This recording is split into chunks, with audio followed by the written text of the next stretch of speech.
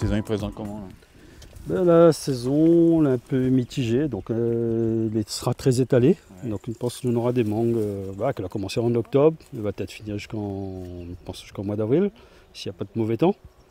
Mais c'est vrai que voilà, on a eu pas mal de froid qui fait que les premières fleurs n'ont pas trop tenu, que la refleurie, c'est pour ça que nous aurons une saison assez étalée.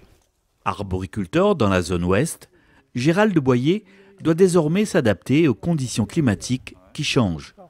Ici, sur les hauteurs de Saint-Gilles, il a mis en place depuis quelques années un magnifique verger de mangue. Dans la zone de Saint-Gilles, sur le secteur de l'antenne 4, donc c'était une zone où avant c'était principalement de la canne à sucre, mais comme on a très peu de terre, donc la canne n'a pas résisté. Et c'est vrai que nous, quand on a repris ces terrains, on a voulu mettre des cultures plus pérennes. Et donc nous sommes partis sur du manguier, c'est ce que nous faisions déjà. Et donc en cherchant des variétés qui résistent bien à ce très peu de terre, ce sol moins épais. Et le but c'était pour nous de trouver des nouveaux porte-greffes de façon à pouvoir avoir une récolte à taille humaine, gagner en précocité et puis peut-être en rendement aussi, donc en augmentant la densité de plantation. Avec d'autres producteurs du secteur, Gérald se tourne alors vers le CIRAD et ses chercheurs afin que ces derniers leur apportent des solutions à leurs problématiques. C'est une demande qu'ils nous ont faite en 2014 et en 2015 et on a décidé de travailler avec eux sur les porte-greffes pour évaluer des porte-greffes pour le manguier ici à La Réunion, pour rechercher notamment des porte-greffes qui confèrent des plus faibles vigueur aux arbres, donc pour avoir des arbres un peu plus petits mais qui produisent autant si possible, de façon à pouvoir planter plus serré et avoir des rendements plus importants par unité de surface. L'idée première, c'était de pouvoir planter plus serré, donc avoir plus d'arbres sur une même surface, de façon à avoir des rendements plus importants et qui augmentent beaucoup plus rapidement dès les premières années de production. Les différences entre les deux types de porte-greffes sont d'ailleurs très visibles dans le verger. Ouais, donc voilà deux arbres avec deux porte-greffes différents. Donc celui-là qui a faible vigueur et celui là-bas qui est plutôt à forte vigueur. C'est-à-dire que l'arbre se développe beaucoup plus rapidement.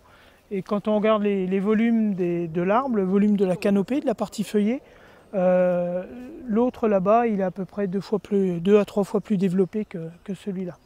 D'où l'intérêt, il y a des différences en hauteur, en diamètre, enfin vraiment sur tous les aspects qu'on peut mesurer, quoi. Depuis leur plantation, ces manguiers greffés sont ainsi mesurés régulièrement sous toutes les coutures. Et tous les 6 mois, je mesure la hauteur des arbres, le diamètre de la canopée pour évaluer le volume de l'arbre, parce que c'est grâce au volume qu'on peut aussi estimer la production de fruits. Et aussi le rapport entre le porte-greffe et le greffon. Donc ce rapport de section, donc je mesure grâce à un pied à coulisse, donc toutes ces dimensions-là. Et grâce à tout ça, on peut évaluer notre porte-greffe. Oui, on voudrait des arbres comme ça, donc quitte à planter plus rapprochés, on pourrait remettre un autre arbre au milieu, et puis moins taillé, donc avoir une récolte peut-être plus précoce et plus durable. Donc c'est ça l'avenir? Mais pense sur ces terrains comme ça, oui, c'est l'avenir, parce que surtout pour la main-d'œuvre, tout ça, donc là on fait vitement le toit de l'arbre, et d'un coup d'œil, on voit ce qu'il faut casser au fond.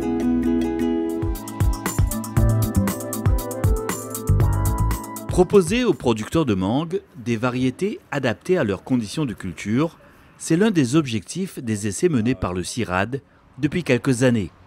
Des recherches à moyen terme qui portent notamment sur l'évaluation de plusieurs porte-greffes. Le porte-greffe, c'est en fait la partie souterraine, la partie racinaire du plant. Et cette partie souterraine, en fait, elle a un impact, un effet sur toute la partie aérienne. Donc la variété qui nous intéresse, donc par exemple José ou la mangue américaine. Et notamment, ça joue sur la rapidité de développement de la variété, mais également sur sa production, sa productivité.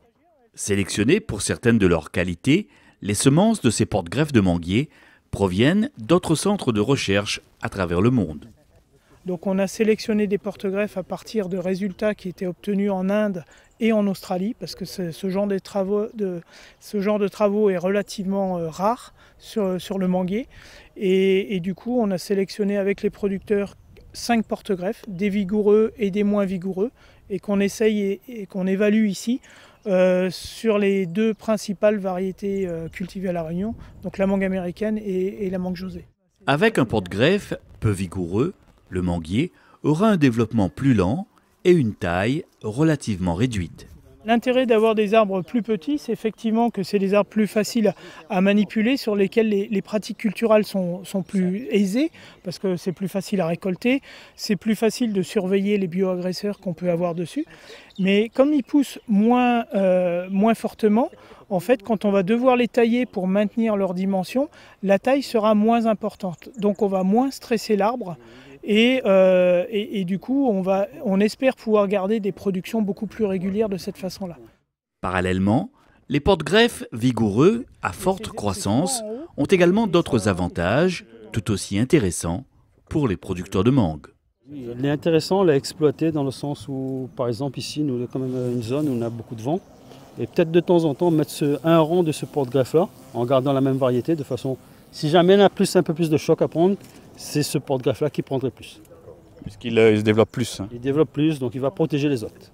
Ces porte-greffes plus vigoureux peuvent avoir un intérêt dans des sols qui sont assez défavorables à la culture du manguier, par exemple qui sont très caillouteux, où il y a peu de terre.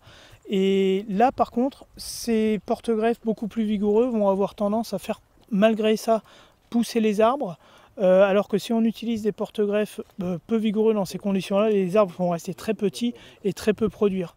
L'objectif en fait à terme, ce serait de pouvoir proposer aux producteurs et du coup avant eux aux pépiniéristes une gamme de porte-greffes peu vigoureux à des porte-greffes fortement vigoureux.